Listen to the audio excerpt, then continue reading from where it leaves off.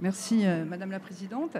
Il s'agit d'un amendement de repli d'utiliser uniquement le pass sanitaire et non pas le pass vaccinal pour les déplacements de longue distance.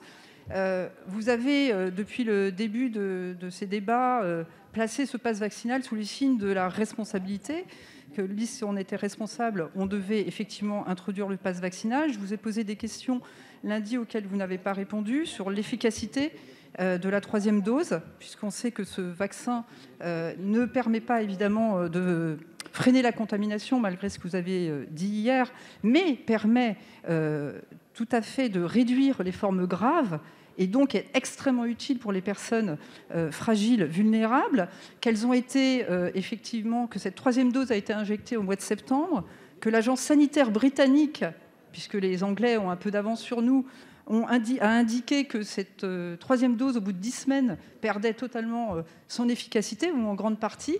Donc ces personnes-là ne sont plus protégées. Vous n'avez pas non plus proposé de 4e dose. Vous ne m'écoutez pas d'ailleurs. Vous n'avez pas non plus proposé de 4e dose. Vous avez parlé d'immunité collective. À quoi sert ce passe vaccinal ? Donc, Monsieur le Ministre, si vous voulez bien m'écouter, puisque vous n'avez pas répondu à mes questions lundi. Non, ces questions n'ont pas eu de réponse. Est-ce qu'une 4e dose est utile ou pas ? Est-ce que effectivement vous allez la proposer à ces personnes vulnérables dont vous n'arrêtez pas de nous parler et qui risquent de se retrouver en réanimation et qui ne sont pas protégées ? Et si effectivement ce vaccin n'est plus efficace, à quoi sert ce passe vaccinal ? Si le but est purement électoral, comme nous l'a rappelé le président, ou s'il est à un objectif sanitaire, qui est responsable ?